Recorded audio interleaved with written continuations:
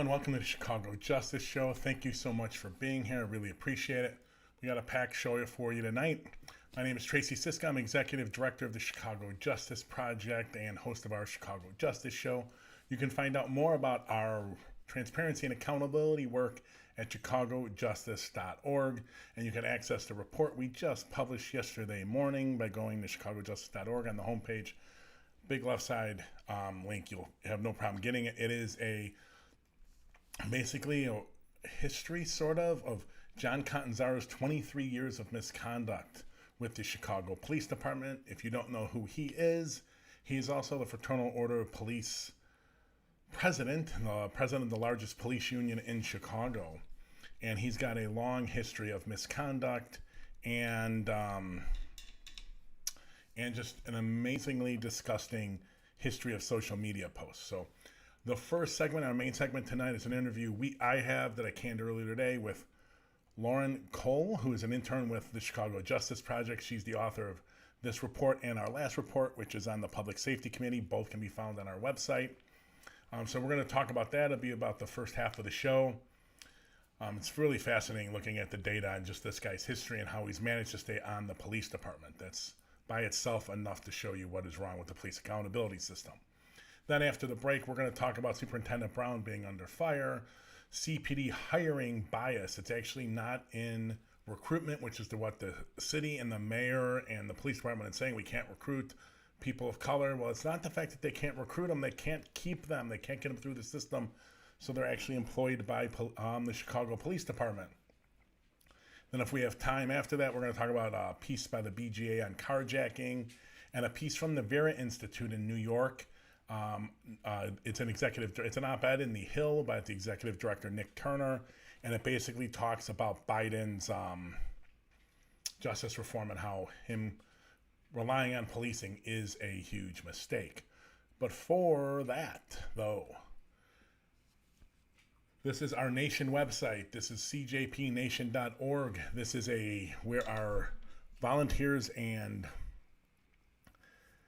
interns come together and do work on group crowdsourced research projects, social media activism, public policy advocacy, all of those things.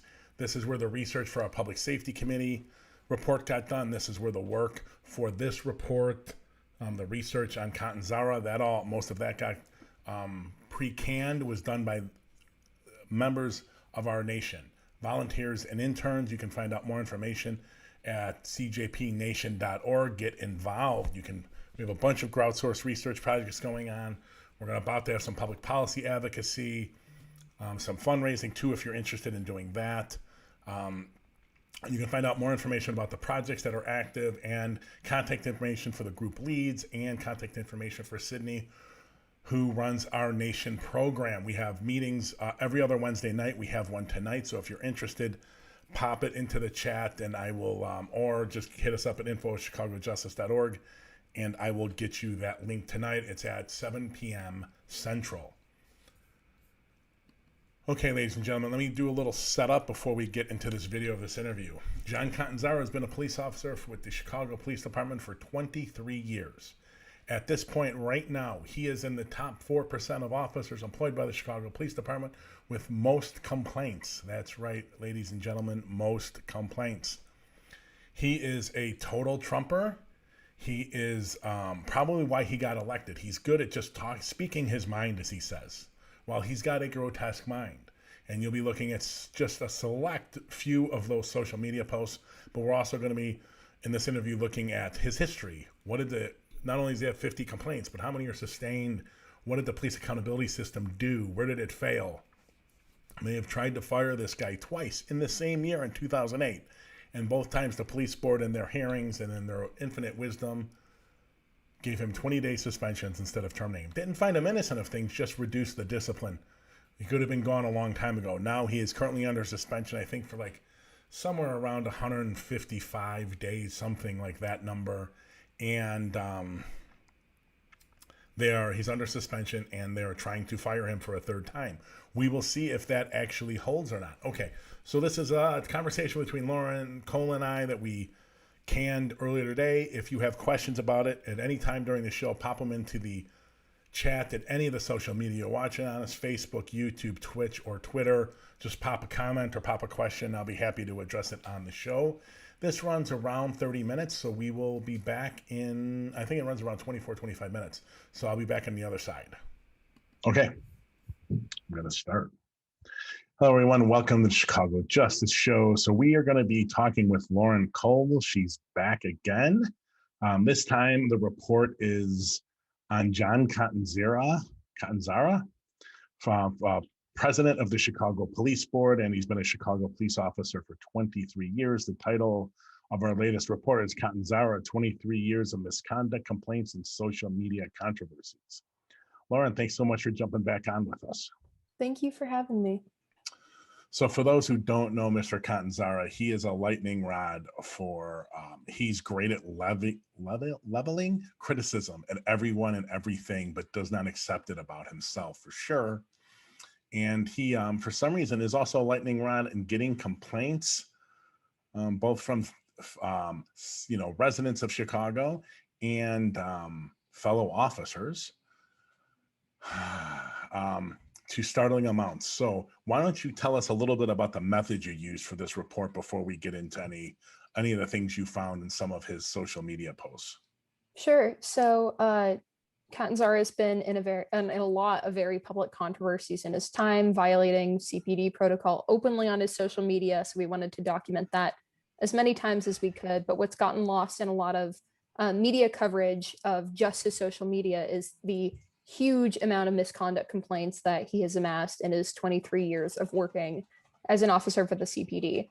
So we used the Invisible Institute's data set with records of misconduct complaints against CPD officers. It goes back to, I think, the 1980s, so late 1980s, which is important because the city has fought to keep a lot of these records out of the public eye. So it's important that we can use them. Anyway, we went through all of these misconduct complaints against Catanzara and sorted them by what their recommended finding was supposed to be, if the decision was supposed to be sustained, not sustained, unfounded, exonerated, or unknown, because there was a blank in the data set, by either COPA or the Bureau of Internal Affairs. And then we also looked at what the final decision by the police board was, to discipline, not to discipline, find it sustained, not sustained, etc. Okay, can you give our audience, so there's basically 4 different official responses to when someone files a complaint.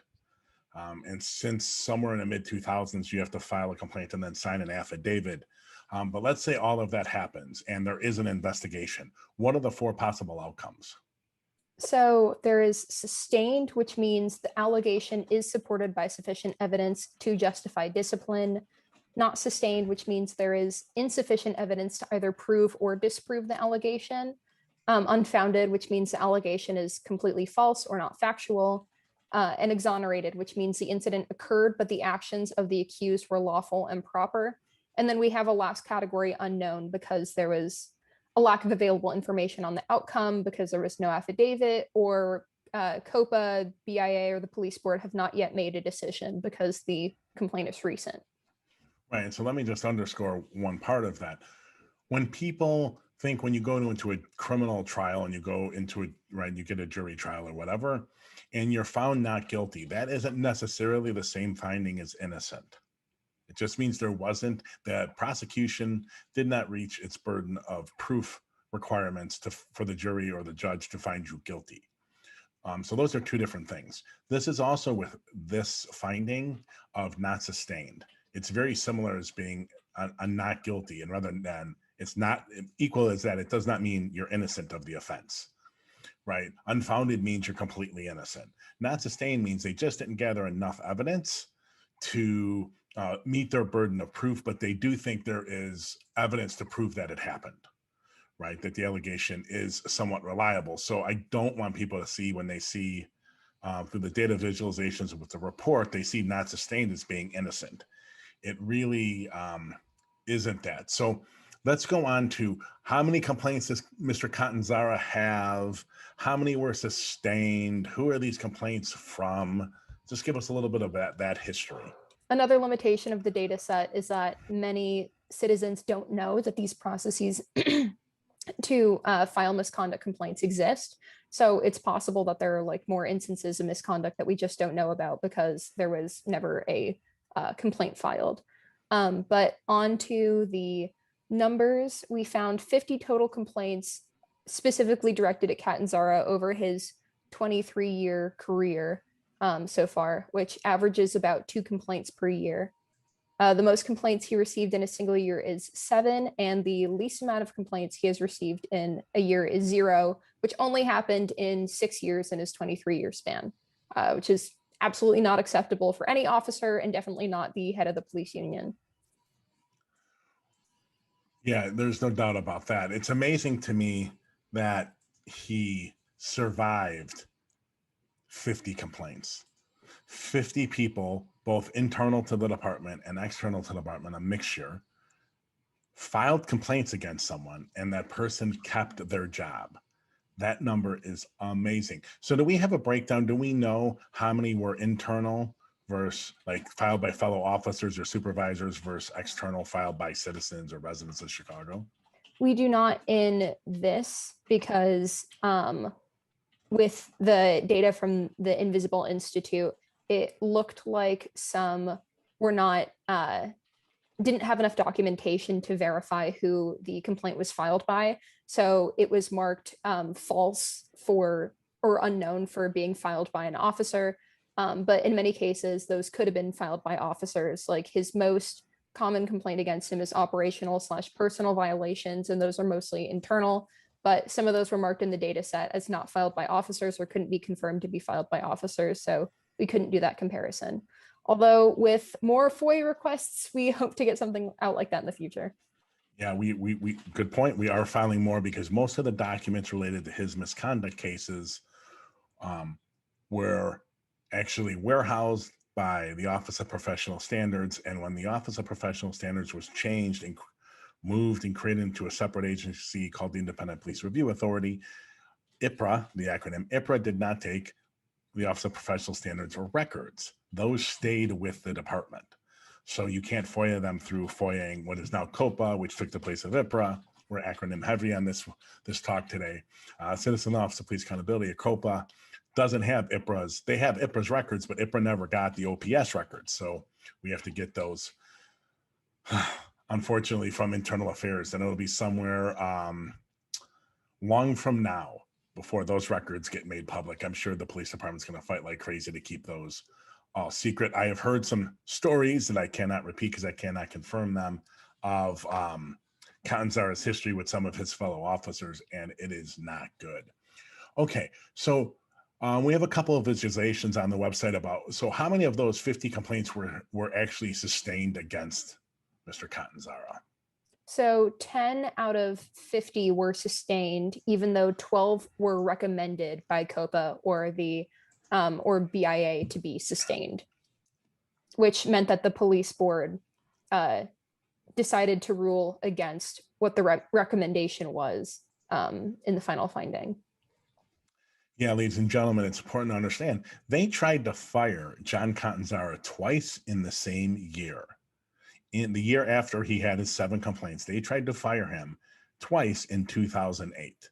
And in both instances, the police board they didn't find him innocent. They were just reduced the discipline from termination to a 20-day suspension for each. Yeah, it's important to touch on that trend because it happened another time too.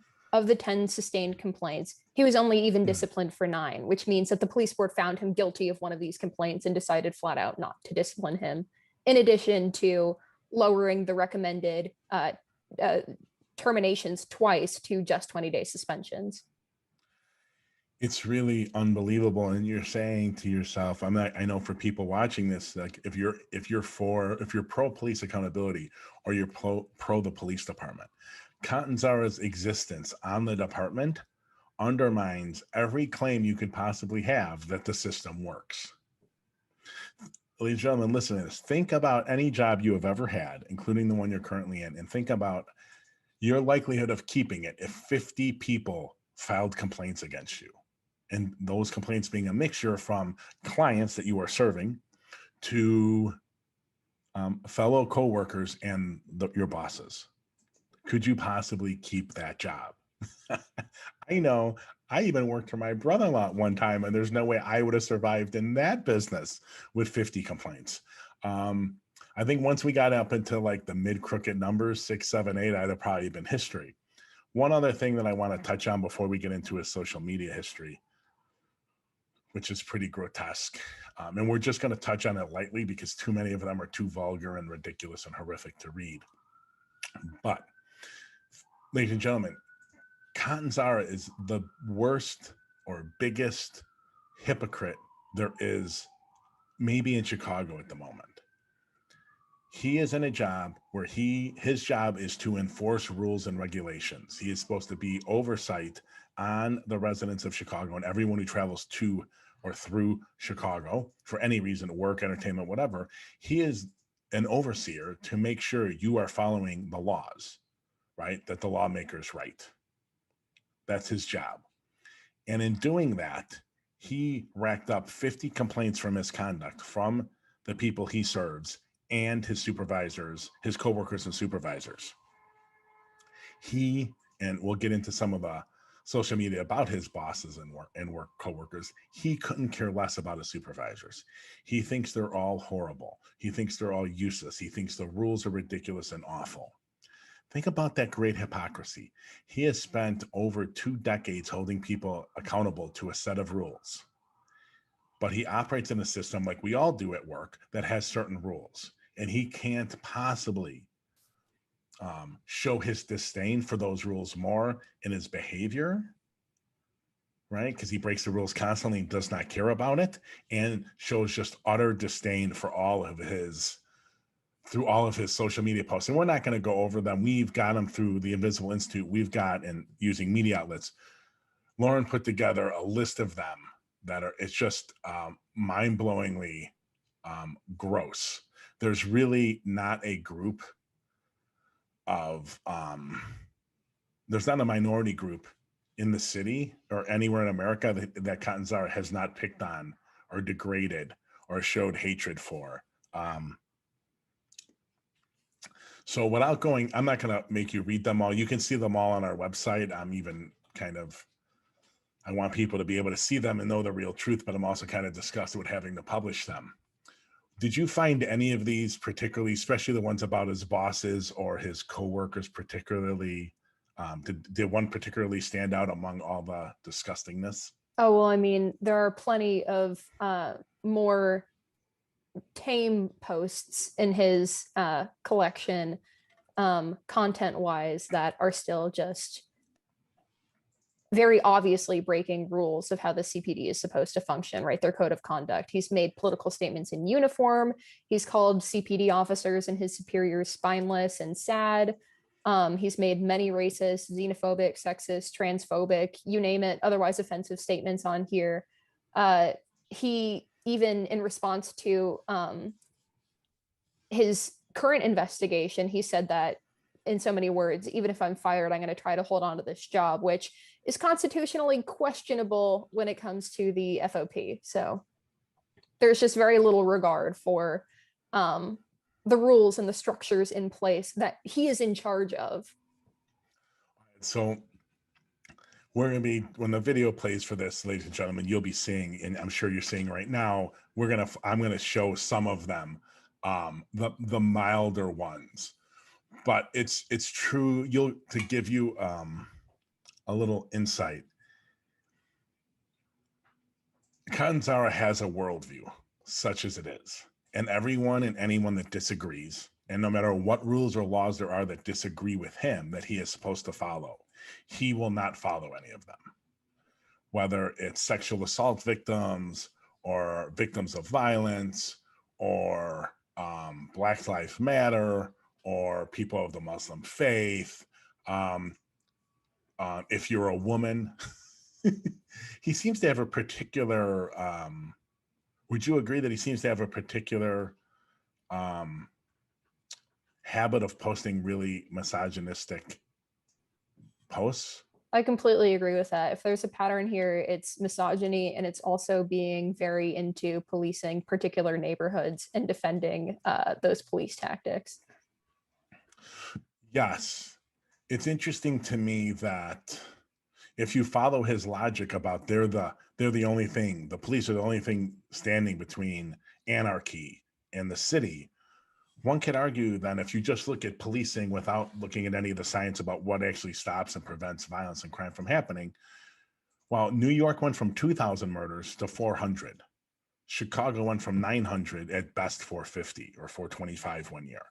So that means New York is, since it went down 75% or almost 80% reduction in homicides, that New York police are better than Chicago, right? If there's no other factors and it's only due to policing.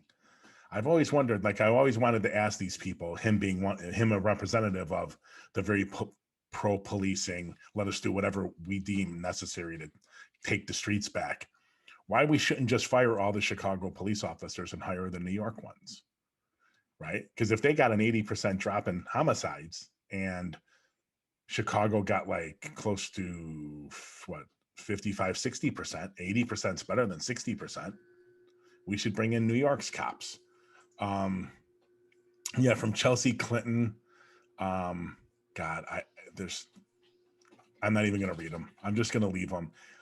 What was the being not so knee deep in all the criminal justice issues every day, like I am here and we are at CJP? What did you find the most surprising and then the most disturbing from having to dive into the Catanzara 23-year history of complaints and everything he's done? I think I'm sort of desensitized to this stuff at this point after having so many Trump tweets for 4 years, that this is sort of what I expect from people who hold any sort of position of authority in the US now, which is to the right, which is quite sad to say. Um, but if anything, he really defends a lot of, like, if he does something bad and he violates rules and he says something horrible about his superior in a public place, online or something like that, and then receives criticism for it or receives discipline for it, he just digs his heels in and says, no, I didn't do anything wrong. And he'll post about that as well. So obviously he's not learning from any of his mistakes. He is just making more. He's just piling on the list. So yeah, that is obviously very disturbing for someone who's basically the head of a police department, the head of a police union. Yeah, I think there's two things that stand out to me besides the misogyny. Um, and it's just, I would say there's two real things. The misogyny is one of them. And the other is just, I kind of think self-defeating. Why?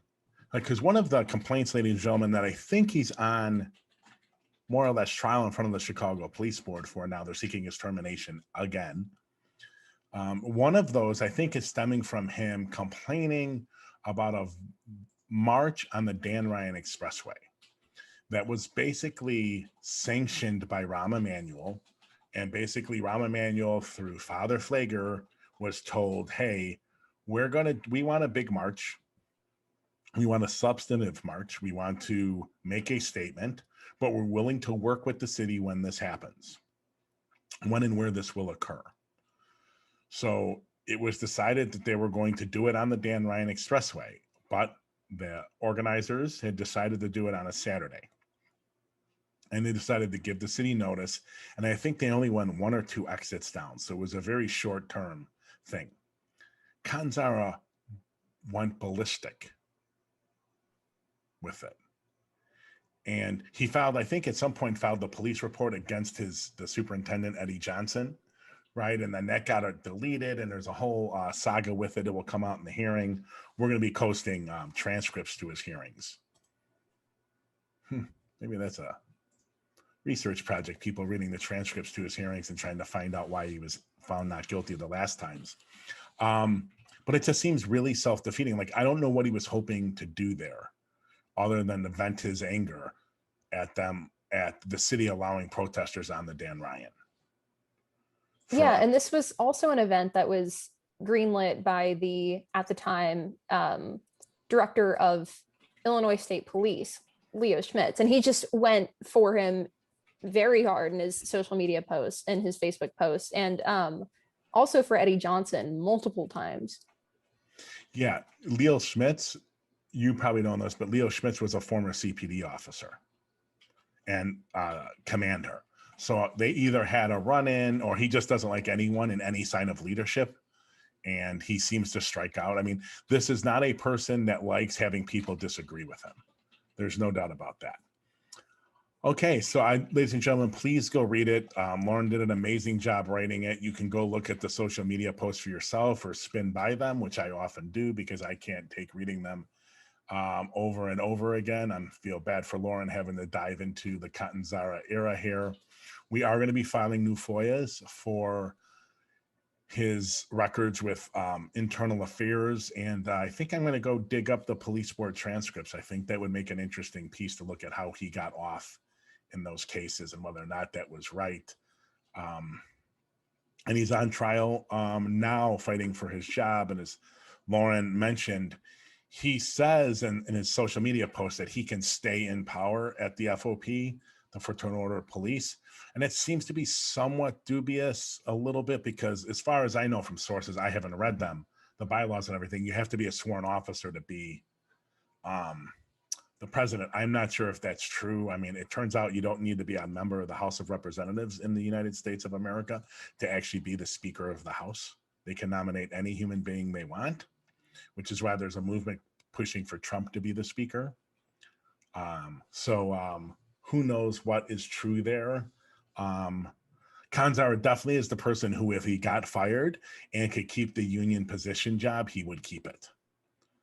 He is not going away quietly. All right, Lauren, thank you so much. I really appreciate you jumping on with us.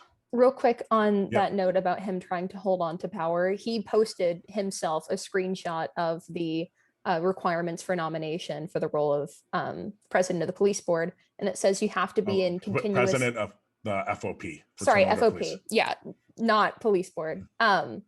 He posted a screenshot for the nomination and qualifications for officers who are nominated to be the head of the FOP, and it said you have to be in continuous good standing for 2 years as an active member in the CPD, which, you know, if you've been suspended for a little over half a year under investigation, it's questionable about whether that would allow you to qualify for a nomination or meet membership requirements for being in the FOP anyway. But that is not something I'm an expert on, and is a battle I'm sure will play out in the coming weeks. Right, and it'll be interesting. It only is going to be a battle if someone from the FOP protests his position, right? But it would mean, at least in the general reading I am having right now through you, because you just read it, is that he wouldn't be able to be nominated for re-election in a couple of years, because by that time he would not be in good standing for 2 years prior to that. So that may be a way to get rid of John Catanzara. Okay, thanks again, Lauren. Appreciate it. Thank you for having me. Okay, we are back. An amazing reality that we're living in, that someone with 50 complaints like this can keep his job in a position of trust and massive authority. So we're going to go to a question from Sean coming through Facebook.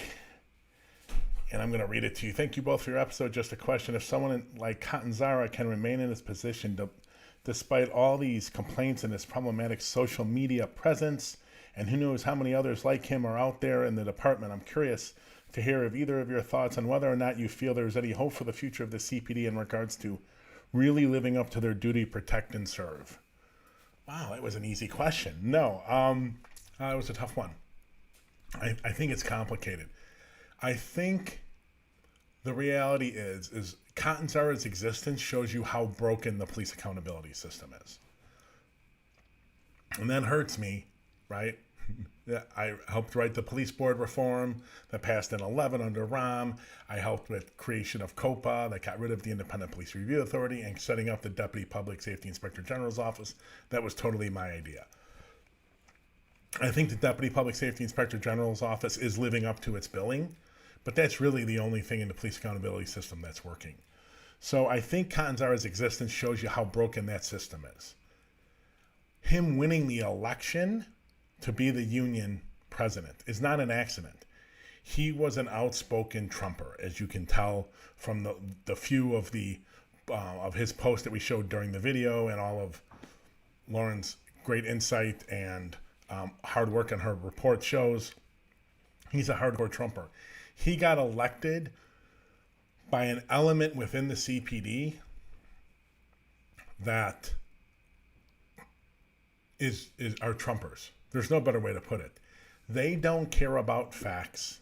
They don't care about anything other than reinforcing their narrow worldview. And they like people speaking out. They like people like Catanzara, the hypocrite that he is. Giving the finger to authority, even though they're the authority to us, right? But they like that. And you go to the report, and you will see the hate-filled, misogynistic, especially against women, but blacks, Muslims, name it. He hits them all. Latin-speaking people. He hits them all, man. He hits as many as he possibly can as far as groups that he wants to criticize. So that element's existence is really, really, really problematic. And because they're such Trumpers, there's no reasoning with them. They're convinced of their outright authority, their outright intelligence and knowledge base, and they don't like to be challenged on anything. So the fact that there was a big enough segment for him to win, like there was a big enough segment in this country for Trump to win, doesn't give me a lot of hope. Now, one good thing that 2020 brought to us is there's been a fair amount of retirement. So maybe if we train them better at the beginning, they don't become like the old guard is. Two other things, Hillary Woods, thanks for all your hard work. Thank you. We appreciate it. Keep tuning in. Keep giving us comments and questions. That's what you can do to help us. Or go to CJP Nation and become involved. Nimesh, if I'm pronouncing that right, post all of Mr. Catanzara's social media posts.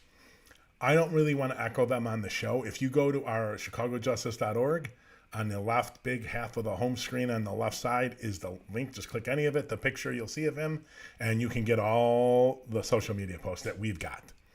One thing that we didn't cover that I should have covered in an interview with Lauren, and I apologize, is that I want to let you know, and we did this in the Instagram Live, but I didn't do it in the interview earlier today, so I apologize. Mr. Catanzara is on Twitter, as you see with some of those posts. Mr. Catanzara is, according to Twitter, been a member since 2011.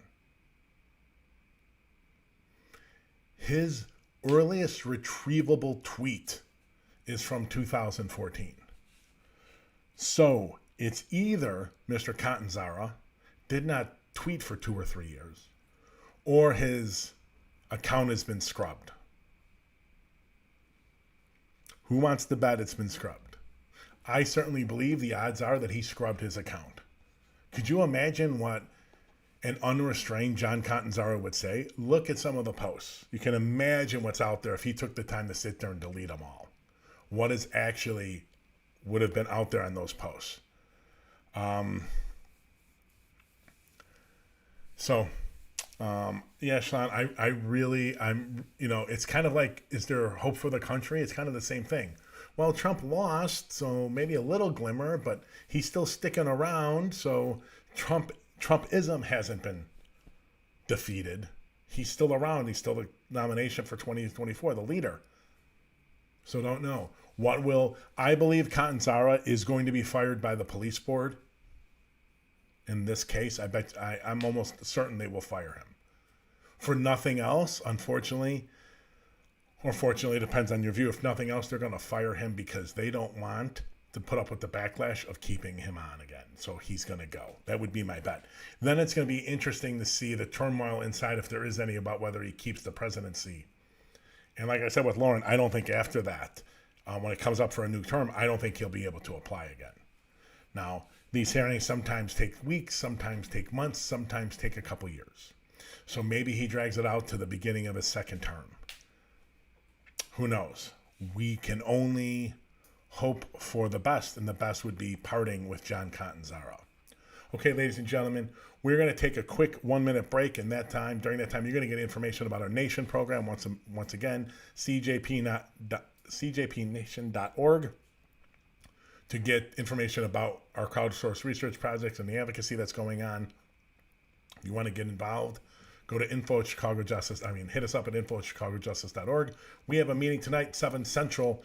If you drop us an email, I will send you the link and you can come participate. All right, I'll see you in 1 minute. Join a group of engaged and committed individuals advocating for transparency and accountability in the local justice system around the country. Get engaged through crowdsourced research projects, digital activism, public policy advocacy, or become a social media ambassador. Our criminal justice system will not reform itself. Communities must demand it. Transparency can be the fuel for justice our local communities need to combat the weaponizing of data by our justice system. Transformation of our justice system cannot occur until we know exactly what they are doing and who they are doing it to. Get involved today. CJP Nation.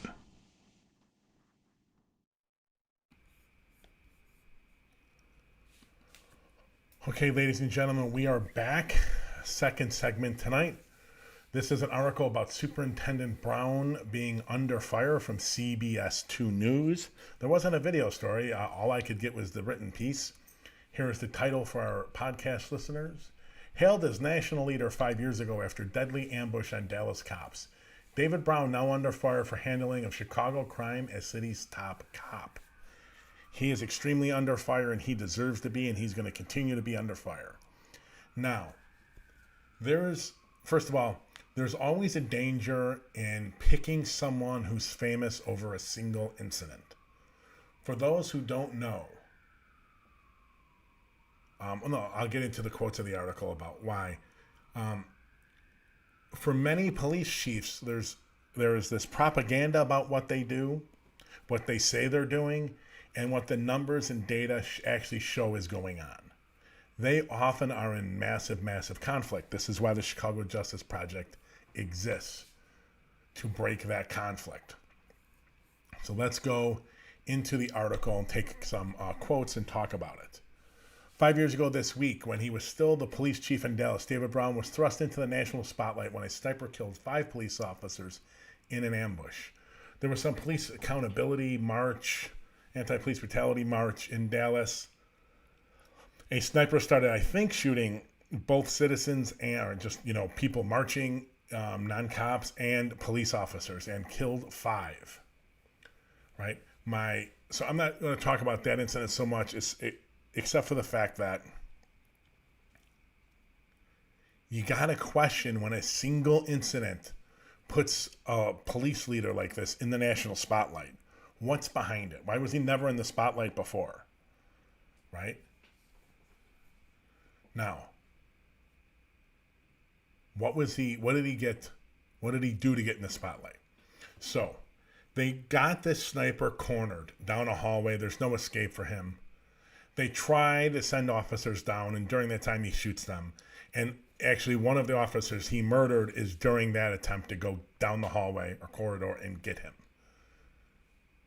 So Brown made a decision that they have a drug sniffing, drug bomb dog, drug robot, some kind of robot thing that goes and handles bombs. So they put, instead of, I guess it's supposed to help them get rid of bombs, defuse them. This time the police flipped it under Brown's authority and put a bomb on the robot and wheeled the robot, pushed remotely down the hallway, and blew up the suspect and killed him. And they were all There are all kinds of people from both sides saying what should have happened, what they should have done. But this is what put Brown in the limelight. Okay, but challenging decision, you got to make the tough calls. I don't really feel too bad about that. I don't want a police officer being judge, jury, and executioner, but I guess they were supposed to wait a couple of days for him to starve out. I don't know. I could go either way on that, I guess, but that's what put him into the spotlight. Why wasn't he in the spotlight for what he did before that? And the question is there anything behind what he did before that to make him worthy? I don't think his other accomplishments really stand up to scrutiny. Here are a couple more quotes from the article. We're asking cops to do too much in this country, said Brown. Every societal failure would put it on the cops to solve. He listed mental health, drug addiction, loose dogs, failing schools as problems the public expects cops to solve. Wow. Hey, man, you're in it. We're together. We need to take calls for service away from the police. Let's get 30, 40, 50, 80% of the calls that come to 911. Let's get them off the cops' plate. Let's defund you guys. Take some money out of you and build up resources, build up alternative responses, crisis response things to handle drug addiction and mental health. I'm there with you. Where the thing happens is he doesn't want any of their authority to go. He wants them to still respond to everything. That's a BS statement from a propagandist. That's just propaganda. That's feeding chum to the media there. Oh, give us mental health, drug addiction, give us all these things. He's right, except he doesn't want to change anything fundamentally that would stop the police from having to show up with those things. Then what good is that statement if he's not ready to take the next step? If it's only a talking point, then it's propaganda. If it's going to lead to action, fine. He's done nothing. Zero, ladies and gentlemen, zero in Chicago on this to make that change. In fact, all he's asked is for more cops. Back to the article. At that time, Brown's appointment was highly praised. Due to his efforts to improve relations between police and minority residents while in Dallas, he was also lauded for emphasizing de-escalation tactics, increasing the use of police body cameras and dashboard cameras, focusing on community policing initiatives, increasing diversity in the ranks, and publishing never-before-released data on police use of force. Dallas does not publish a whole lot of data, so that is crapola. Let's just get that out of the way. Body cameras? Okay, but they're spreading all over the country. That doesn't seem awesome. De-escalation tactics? Maybe, but I haven't seen anything in him in Chicago that says he's a world-renowned de-escalationer. I don't see any of that. He is community policing, but guess what, ladies and gentlemen? Community policing, for the most part, is BS of the strongest possible version. There was a horrible criminology, or at least I shouldn't say he's a horrible criminologist. He wrote a horrible book on police culture. John Crank, I think his name was. He used to be at Florida A&T University. I don't know if he's still there, so he might still be there, but it was years ago on my master's degree. And he said one interesting line in his book that I found really, really meaningful was about community policing. He said community policing is just the police getting a warrant from the community what they were going to do anyways. That's right. And that's 100% right. Community policing really doesn't fundamentally change the dynamics such as it's practiced in the United States, especially in Chicago. It doesn't really fundamentally change what happens in those communities. It makes people feel like things are changing, but it isn't really. I don't know of any research that says, hey, you know what? Cops are less brutal. There's less brutality. There's less shootings. There's less lawsuits against the cops when there's some kind of community policing plan in place. The community policing team he's got out now, he's got this 300-man unit. They got in all kinds of trouble. Bad warrant searches. They had guys that are about to be fired on there, brutal guys on the team. So I just don't think all of that stuff about him is built up, is really supported by the facts in Dallas. I mean, if you read that, he sounds awesome. I don't think the media did enough digging to know if any of that stuff is actually supported. They read some headlines in Dallas and just went with it. They read his book and they went with it. Listen, pointing his fingers, as we have known now, and he's continuing to point fingers at the courts. We went over it the last couple shows. That's his jam, ladies and gentlemen. That is what he does. Manipulating crime stats, that's also his jam. He did it in Dallas big time. We got a report coming out on this man in about 4 weeks. We're going to show you what the real Brown is like that you did not get from the Chicago media. You didn't get from the city council in his confirmation hearing. Pointing fingers, his jam. Manipulating crime stats, manipulating the media, that's his jam also. Nothing he's doing in Chicago should be a surprise to anyone that did research on what he did in Dallas in his tenure. The problem is, for the most part, the media didn't do it. Patrick Smith at BEZ did a little bit of it. The rest of the people totally whiffed.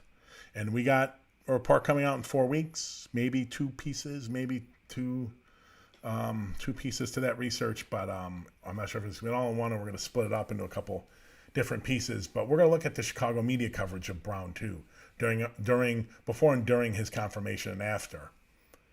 Bad. They just totally missed the boat. Okay, we're going to go on to our third and probably final segment for this evening.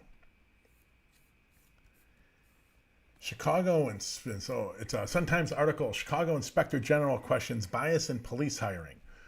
37% of applicants are black, 18% are hired. That's right, ladies and gentlemen. So first of all, this should not have had to be broken by the Inspector General.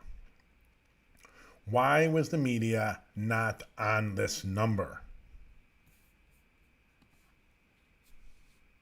For years and years and years, the Chicago Police Department and the mayor's offices, the various mayor's office, Daley, Rahm, and now Lightfoot, have been saying, we can't recruit, we can't recruit. No, ladies and gentlemen, this report proves that all to be an absolute lie. They were all lies. If 37% of the applicants are black, that's not counting Latino and Asian stuff, that's good. They're able to recruit. They're able to get in the door. The problem is, 1 out of every 2 they get in the door washes out during the process. This Inspector General's report flips the script on this idea that we just can't recruit blacks into the Chicago Police Department. We can't get them to apply. No, you can. You just can't get them through. And, all right, well, I'll save that comment for later. Let's get a little bit into this article. It is disproportionately high attrition for black candidates throughout the hiring process, not a lack of applicants, that is most responsible for a low number of black police officers ultimately hired. Not recruitment, ladies and gentlemen, it's retainment. Now, when you flip the script like that and get it away from recruitment and get it towards retainment, that means it completely falls on the Chicago Police Department and the city of Chicago for responsibility about why they have such few black officers. It's a system problem. It is not a problem of, the black people, they just don't want to apply. They just don't like policing. All this defund the police and all this other stuff. It's all of that. They just don't want to apply. That's not it. We've been fed a bunch of lies. This should have been uncovered. Honestly, CJP should have broke this. That's our fault. But the reality is, the newspapers, the Tribune and Sun-Times crime reporters, Frank Main, David Heinzman, where the hell have you been? The Inspector General, this thing was sitting out there like a plum waiting for you to take it. Could have just picked it off the bottom branch. This ain't super sophisticated research, guys. You should have done this. So, did the CPD know this? Did the mayor's offices? When did they know this? Or are they just not looking? They have no idea. Because when they're telling us we just can't recruit, they're lying. That was a lie. They're getting them in the door. They can't get them through the training. They can't get them through qualifying. They're saying they're not coming to the door, not sending any applications. That was a lie. Did Lightfoot say it? Did Brown say it? Did Eddie Johnson say it? Did McCarthy say it? Did we say it? Line them up. Go get them. Put them on the front page for lying. Go get their quotes out of Lexis. You have them probably real easy. Go get them. Go talk to them. Line them up. Put them on the front page for lying. How much BS can we be fed and you take it? Stop taking the bullshit. They've been lying for years. Back to the article.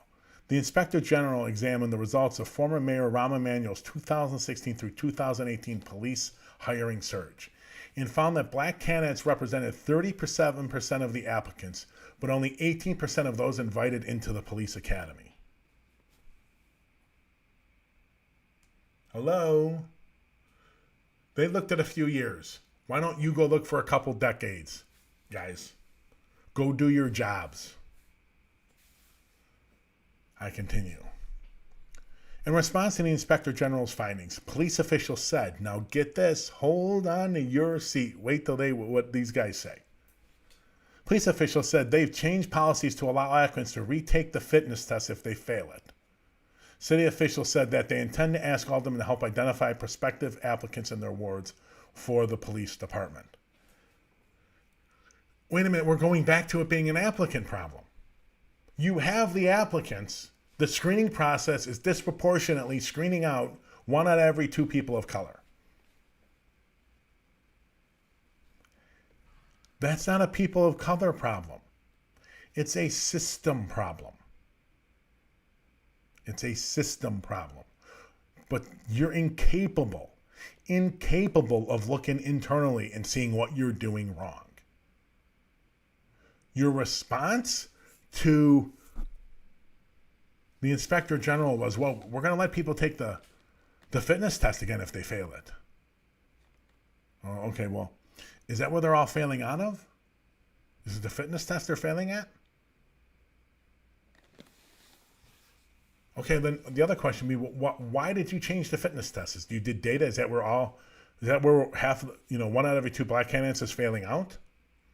And if you knew that and you made the change, then why did you tell us it was an applicant problem, and not a system problem? You have enough people of color, you have enough blacks applying. Almost 40% of your applicants are black. You just bring in less than 20% of them. Less than half. That's a you problem. That's a police department problem. But they're still, even after these results, incapable of looking.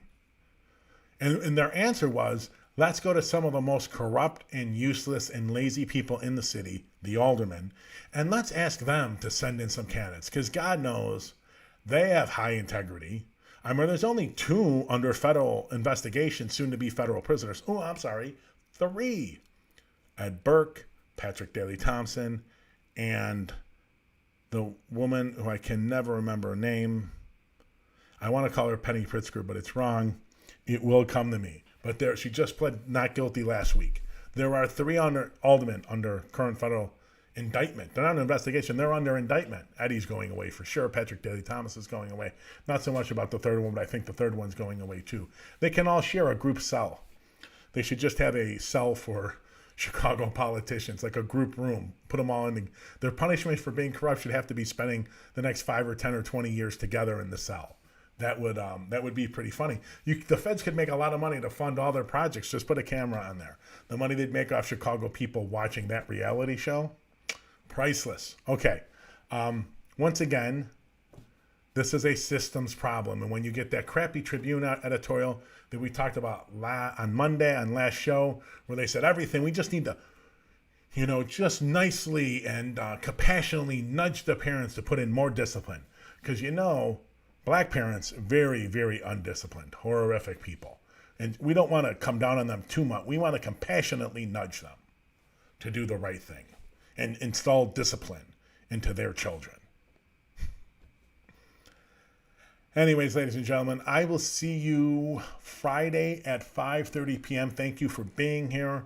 I'm probably on Friday going to place. We did an Instagram Live, Lauren and I, yesterday on our Instagram at Chicago Justice Project. Follow us there, please. But with an Instagram Live, and whenever we release these reports or do these live videos and stuff, it seems like only people who hate or don't understand reality are the ones who reach out. And I've got a voicemail. I think we're gonna play it on Friday so you can get an idea. Just like what we have to put up with on the other end when we do anything public. Okay, thank you again, ladies and gentlemen. I really appreciate it. And we will see you Friday at 5:30.